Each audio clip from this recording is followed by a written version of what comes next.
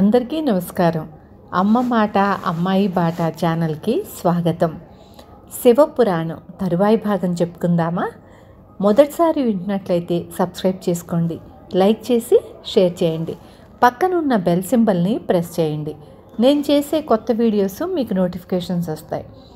ఎవరైనా పెద్దవాళ్ళు ఉన్నట్లయితే ఫోన్ ఆన్ చేసి వాళ్ళు పక్కన పెట్టండి, వాళ్ళు వింటారు.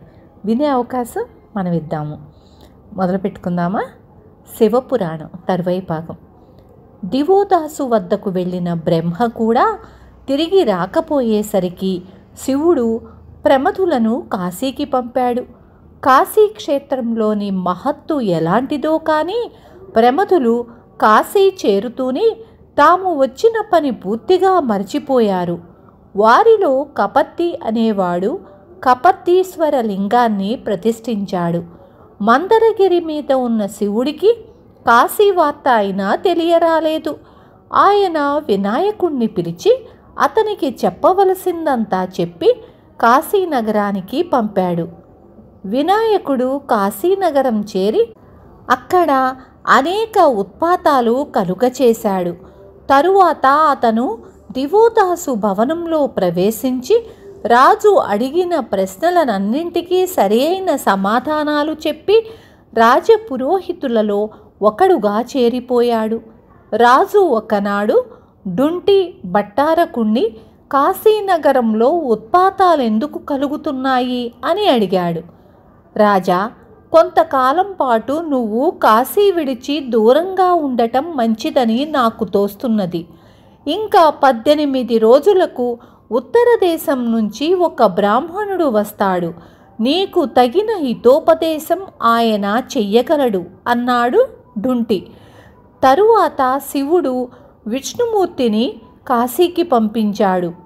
విష్ణువు బుద్ధుడి రూపంలో వచ్చి కాశీ పౌరులకు నాస్తిక మతము, బౌద్ధ జైన ధర్మాలు బోధించి వారిలో ధర్మచింత పోగొట్టాడు. తరువాత ఆయన బ్రాహ్మణ వేషం ధరించి దివోదాసుడి వద్దకు వెళ్ళి ఆశీర్వదించాడు. దివోదాసుడు ఆయనతో, అయ్యా, దేవతలు నన్ను చాలా రకాలు బాధలు పెడుతున్నారు. నేను కూడా చాలా కాలం రాజ్యం చేసి ముసలివాణ్ణి అయిపోయాను. నాకు మోక్షం ఎలా వస్తుంది అని అడిగాడు. రాజా, కాశీనగరంలో లింగ ప్రతిష్ఠ చెయ్యి, నువ్వు బొందితో కైలాసానికి పోతావు అన్నాడు విష్ణువు.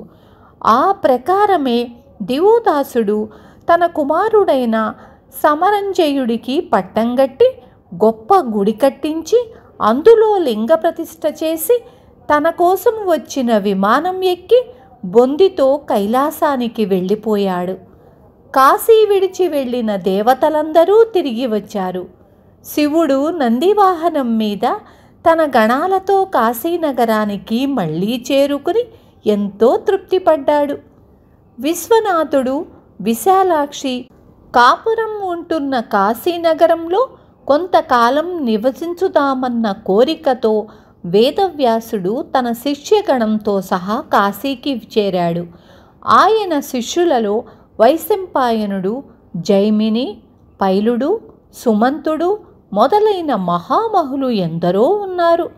వాళ్ళు ఉదయాన కాలకృత్యాలు తీర్చుకొని గంగా స్నానం చేసి సంధ్యవార్చి గాయత్రీ జపం చేసి అగ్నికార్యం అయ్యాక ఊళ్ళో భిక్షాటన చెయ్యటానికి తలా ఒక దారిన బయలుదేరారు. ఆ సమయంలో విశ్వేశ్వరుడు విశాలాక్షితో, వ్యాసుడి మనస్సు ఎలాంటిదో చూస్తాం, అతనికి అతని శిష్యులకు భిక్ష పుట్టకుండా చెయ్యి అన్నాడు. విశాలాక్షి సరేనని కాశీనగరంలో ఏ ఇల్లాలికి భిక్ష పెట్టే ఇచ్చ లేకుండా చేసింది. దాని ఫలితంగా వ్యాసుడు భిక్షాం దేహి అని అరుస్తూ ఇల్లిల్లు తిరుగుతూ ఉంటే ఇల్లాళ్ళు వంట కాలేదు అని మళ్ళీ రమ్మని, ఇవాళ మా ఇంట ఆప్తికమని అన్నారు. వ్యాసుడికి జరిగినట్లే ఆయన శిష్యులకు జరిగింది. పొద్దువాలేదాకా ఊరంతా చెడతిరిగి కాలుతున్న కడుపులతో అందరూ మఠానికి చేరుకున్నారు. నాకు ఎక్కడా ఒక్క మెతుకు పుట్టలేదు. మీకైనా భిక్ష దొరికిందా అని వ్యాసుడు తన శిష్యులను అడిగాడు. వాళ్ళు దొరకలేదన్నారు.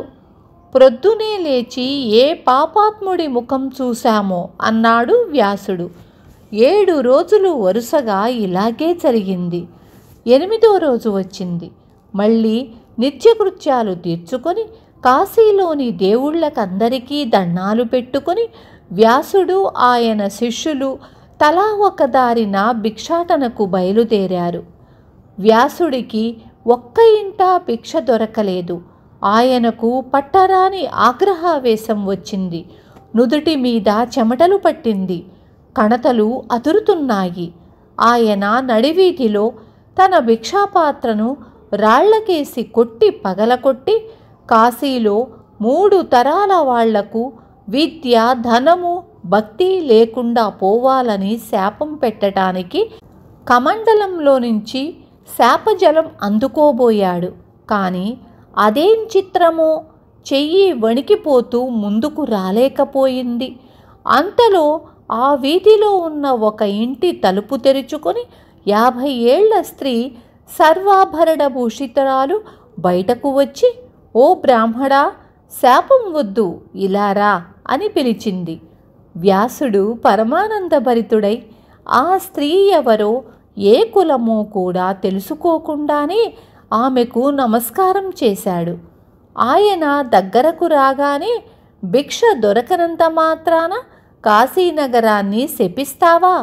నీ మనశుద్ధి తెలుసుకోవడానికి విశ్వనాథుడు ఇలా చేశాడు. కానీ కాశీనగరంలో తిండికి లోటేమిటి? మధ్యాహ్నం అతిథి వేళప్పుడు అన్నపూర్ణ అభ్యాగతులకు బంగారు గరిటెతో అమృత పాయసం ఇస్తుందని నువ్వు వినలేదా? 7 రోజులు అన్నం లేదని ధీరత్వం కోల్పోయి శివుడి 2వ భార్య లాంటి కాశీని నాశనం చెయ్యజూశావు. ఆకలి ఎంత పాపమైనా చేయిస్తుందన్న మాట నువ్వే నిరూపించావే. భిక్ష పెడతాను రా అన్నది. ఆ మాట విని వ్యాసుడు, తల్లి, ఇన్నాళ్లకు ఇంత తీయని మాట చెవులపడింది. భిక్షకు నన్ను ఒక్కడ్నే రమ్మన్నావా, లేక ఆకలి మీద ఉన్న నా శిష్యులను కూడా వెంట రమ్మన్నావా? అందరివి ప్రాణాలే కదా. మా అందరికీ నువ్వు తోచిన భిక్ష పెడితే అందరము పంచుకొని తింటాం అన్నాడు. ఆ మాటకు ఆమె చిరునవ్వు నవ్వి, నాయనా, మధ్యాహ్న పూజలు గంగ వద్ద ముగించుకొని మీరందరూ రండి, అందరికీ భోజనం పెడతాను అన్నది. వ్యాసుడు తన 300 మంది శిష్యులతో గంగకు వెళ్ళి మధ్యాహ్నికాలు ముగించుకొని ఆ ఇంటికి తిరిగి వచ్చాడు. వారిని ఆ వృద్ధురాలు లోపలికి తీసుకుపోయి భోజనశాలలో పీటల మీద కూర్చోపెట్టింది. అందరి ముందు పెద్ద పెద్ద అరటి ఆకులు వేశారు. వృద్ధురాలు అందరికీ అక్షింతలు, ధూపము ఇచ్చి పంక్తుల మధ్య నిలబడి, నాయనలారా, అందరూ ఆపోసనలు పట్టి తాపీగా భోజనాలు కానివ్వండి, కాశీ విశ్వనాథుడికి ప్రీతి చెయ్యండి అన్నది. వ్యాసుడు ఆయన శిష్యులు ఒకరి మొహాలు ఒకరు చూసుకున్నారు. విస్తళ్లలో ఏ పదార్థమూ లేదు. ఇంట్లో ఎక్కడా వంట పాత్రలు లేవు. కనీసం వంట వాసన అయినా లేదు. ఈ ముసలావిడ ఉత్తిత్తి భోజనం పెడుతున్నది, ఇవాళ కూడా మనకు పస్తే అని వాళ్ళు అనుకున్నారు. వాళ్ళు ఇలా అనుకుంటూ ఉండగా స్త్రీలు వచ్చి ఆపోసనలు ఇచ్చారు.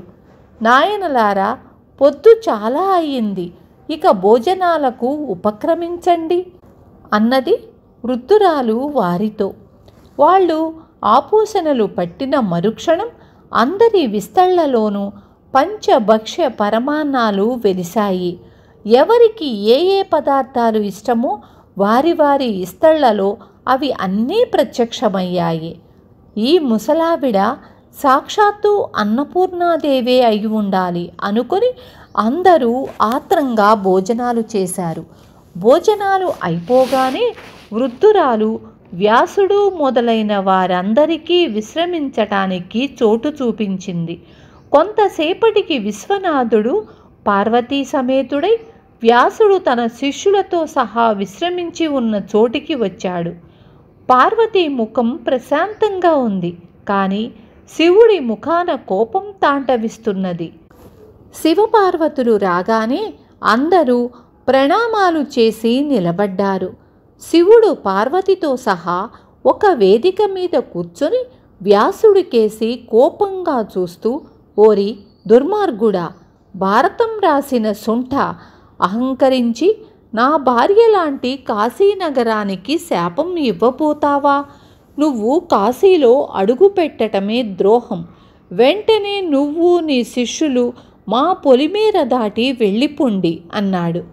వ్యాసుడు పార్వతీ పరమేశ్వరుల కాళ్లకు మొక్కి తన శిష్యులతో సహా కాశీ నుంచి వెళ్ళిపోవటానికి సిద్ధమయ్యాడు.